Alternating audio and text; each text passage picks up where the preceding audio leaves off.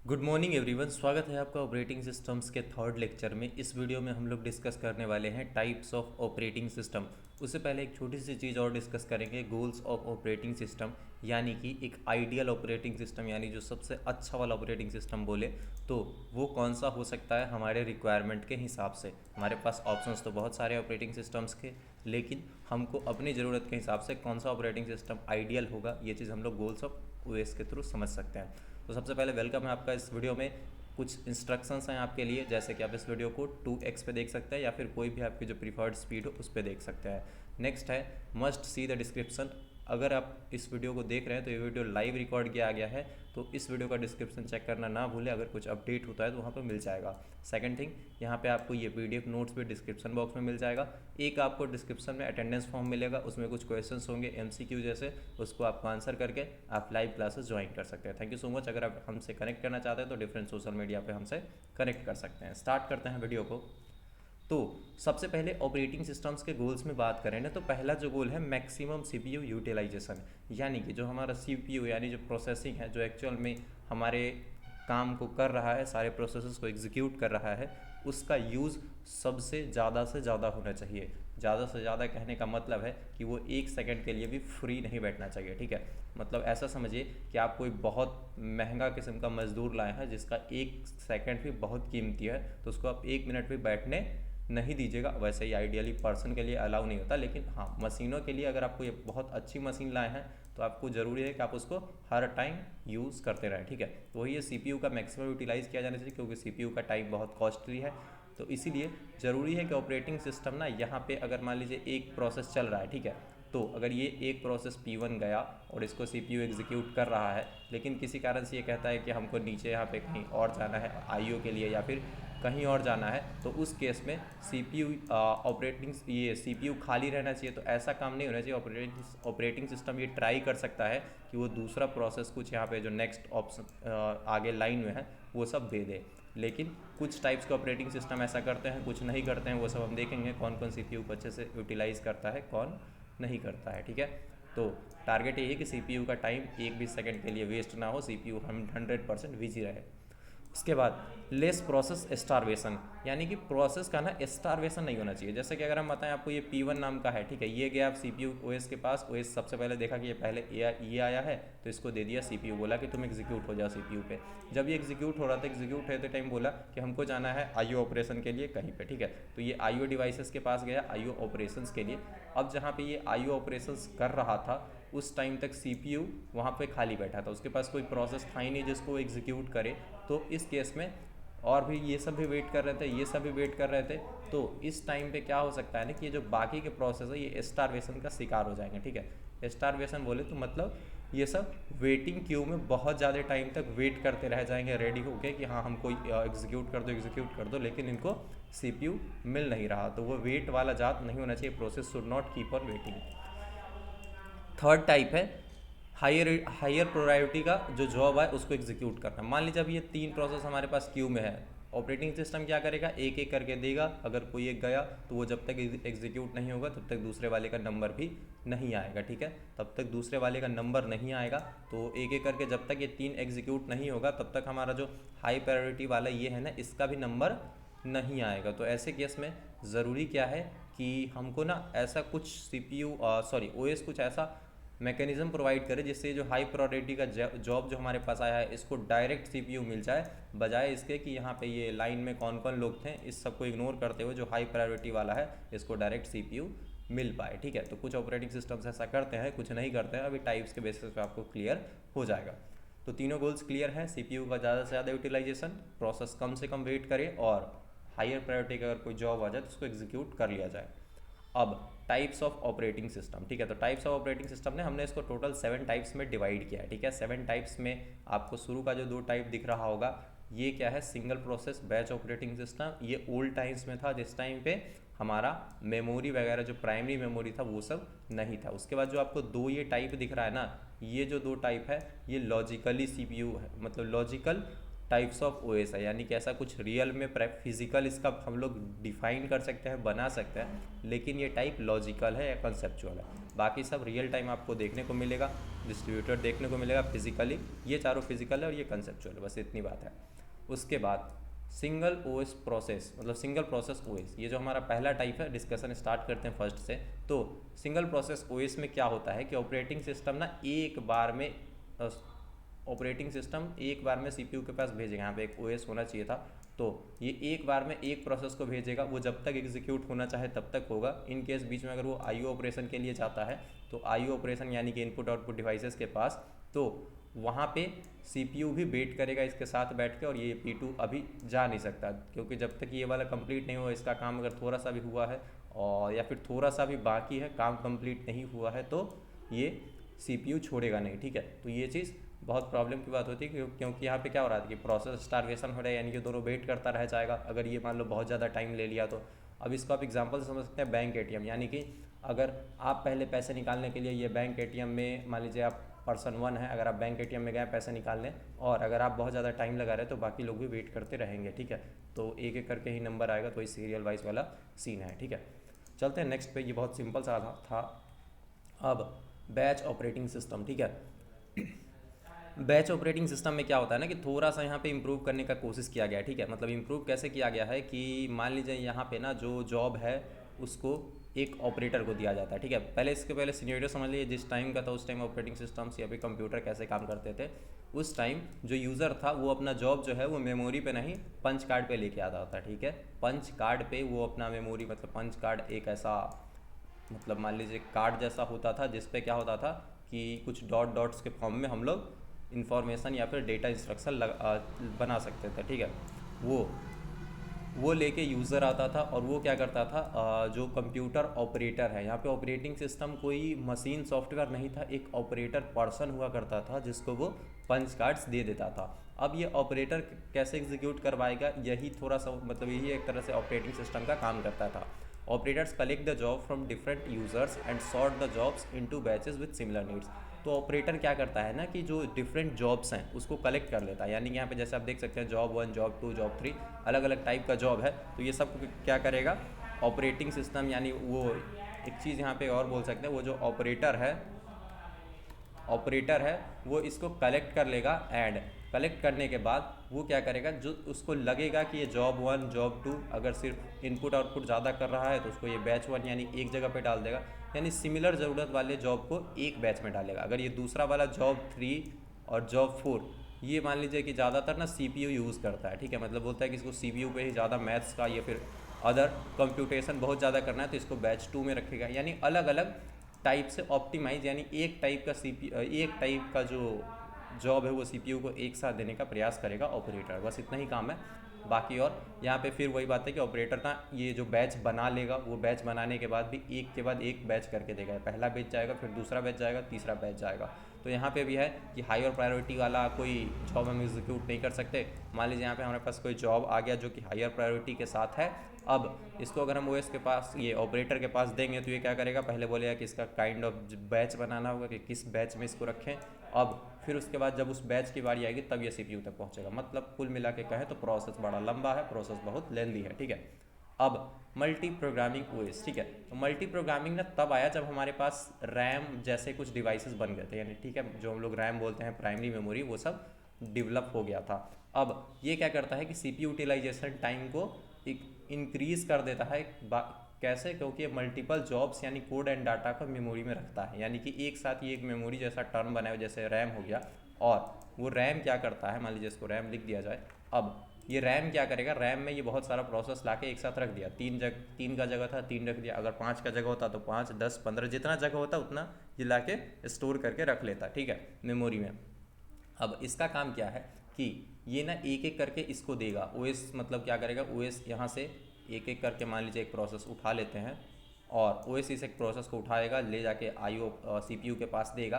अब अगर ये कहता है जो प्रोसेस 1 है, ये बीच में चलते चलते इसमें कोई ऐसा इंस्ट्रक्शन आ गया, ये मतलब खुद से बीच में इंस्ट्रक्शन ऐसा इसको कहीं मिलता है कि इसमें कुछ इनपुट आउटपुट प्रिंट स्कैनफ जैसा काम है, तो वो क्या करेगा, यहाँ पे वेट करते रहेगा, मतलब इनपुट आउटपुट यहाँ पे करने चला जाएगा। अब यहाँ पे क्या होगा, ये मल्टी प्रोग्रामिंग में सीपीयू बैठ के वेट नहीं करेगा इसके साथ। ये जो P1 है ये गया हुआ इनपुट आउटपुट इधर अपना ले रहा है, कीबोर्ड से लेने के लिए इंतजार कर रहा है, तो उस टाइम ये वेट नहीं करेगा। ये क्या ऑपरेटिंग सिस्टम क्या करेगा, ये देखेगा कि हमारे रैम में ना दूसरा भी प्रोसेस है, तो तब तक ये उठा के तब तक ये दूसरा वाला प्रोसेस उठा के और इसको यहाँ पे सीपीयू पे जाके चिपका देगा। ठीक है, अब सीपीयू इसको रन कर रहा है और फिर ये जब रन हो गया तो ये रन हो गया तो फिर मान लीजिए इसका काम कंप्लीट, और तब तक क्या था कि ये वाला फिर इनपुट आउटपुट करके आ गया, तो फिर वहाँ से वापस ही आ जाएगा और इसको सीपीयू मिल जाएगा। तो ये इंटरनली बहुत सारा शेड्यूलिंग एल्गोरिदम्स के थ्रू किया जाता है। तब तक के लिए हम सबको वापस लगा दें जो जहाँ पे था, तो बढ़िया रहेगा। ठीक है, और आप बात समझ गए होंगे कि सीपीयू क्या करता है कि अगर एक रुका, ठीक है, अगर एक प्रोसेस इनपुट आउटपुट करने गया भी तो हम मैक्सिमम नंबर ऑफ प्रोसेस ला के रैम में रखे हुए हैं, तो एक एक करके हम दूसरा उसके बाद दे सकते हैं। ठीक है, यहाँ पे एक चीज़ ध्यान रखना है, सीपीयू हमेशा सिंगल होगा, एक ही सीपीयू होगा। And context switching for processes, यानी कि प्रोसेस के लिए ना कंटेक्स्ट स्विचिंग एक चीज़ होता है कि जो प्रोसेस एग्जीक्यूट हो रहा है उसका कुछ इन्फॉर्मेशन होता है। ठीक है, कुछ उसका मतलब जानकारी हो सकता है, कुछ इंस्ट्रक्शंस हो सकता है।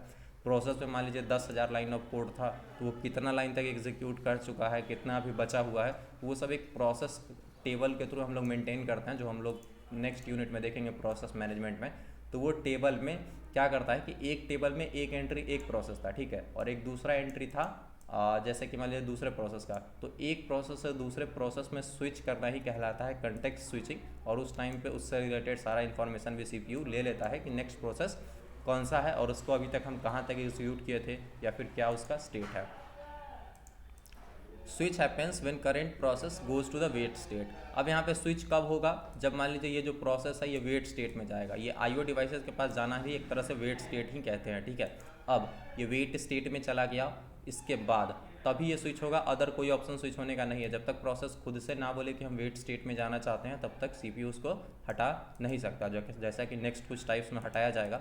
उसके बाद है सीपीयू आइडल टाइम रिड्यूस्ड, यानी कि आइडल टाइम रिड्यूस किया गया, लेकिन कौन सा वाला, जो हम यहाँ पे आईओ पे एक प्रोसेस स्पेसिफिक जा रहा था और जो टाइम बच रहा था उसके बीच में टाइम गैप, सिर्फ उसी को रिड्यूस किया गया है। नेक्स्ट टाइप देखते हैं।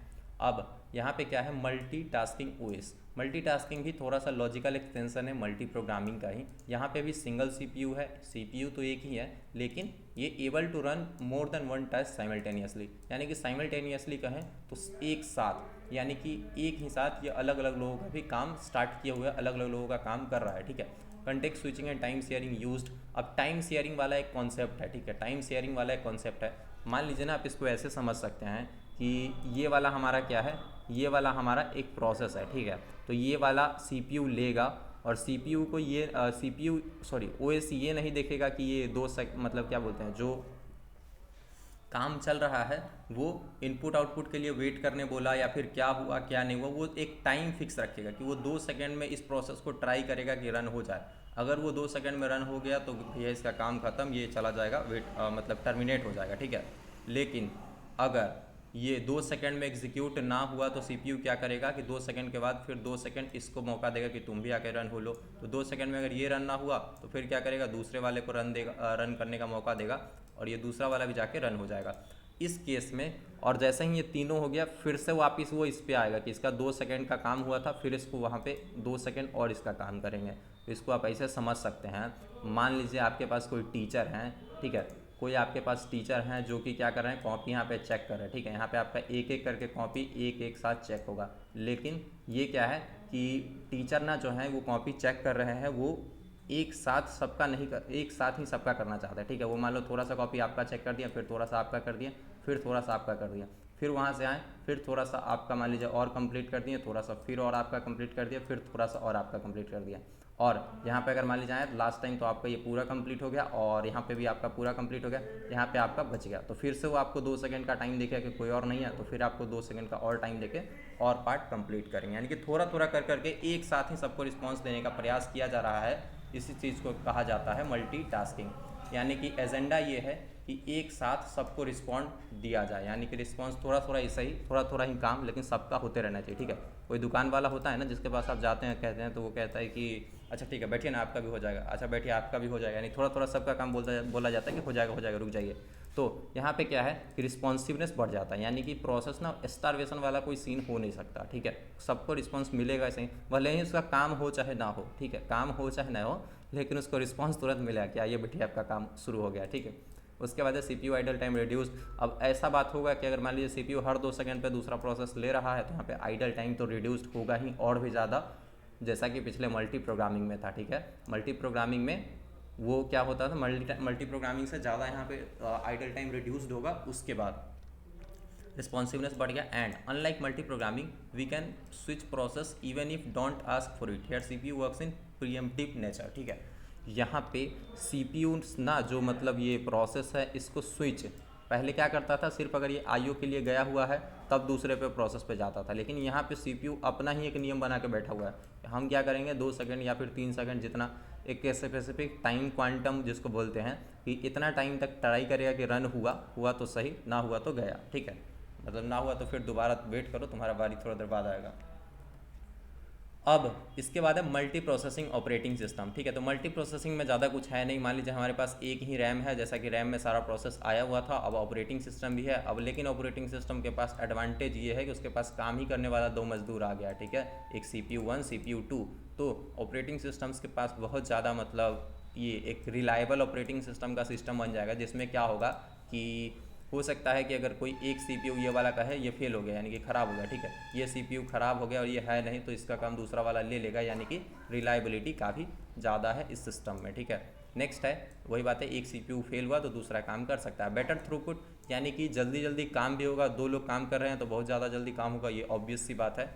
लेस थ्रूपुट का मतलब होता है ना कि एक पर्टिकुलर टाइम में कितना ज़्यादा टास्क एग्जीक्यूट किया गया, ठीक है। उसके बाद है लेसर प्रोसेस स्टारवेशन। यहाँ पे प्रोसेस स्टारवेशन का कोई सीन मतलब बहुत कम होगा, ठीक है। ऐसा क्यों होगा, क्योंकि एक मान लीजिए प्रोसेस CPU 1 क्या कर रहा है, P1 को एग्जीक्यूट कर रहा है, तो CPU 2 क्या करेगा, P2 को ले लेगा, ठीक है। और तब तक ये अगर मान लीजिए इन दोनों में से कोई भी ख़त्म कर लेगा काम अपना, तो P3 को उठा के ले जाएगा, तो वो ज़्यादा स्टारवेशन यहाँ पे नहीं होगा, ठीक है। अच्छा एक चीज़ है, थोड़ी देर वेट करना स्टारवेशन नहीं कहलाता है। स्टारवेशन का मतलब होता है कि बहुत लंबे समय तक कीप ऑन वेटिंग, यानी कि वेटिंग करता ही करता रह जाए, तो उसको हम बोलेंगे प्रोसेस स्टारवेशन।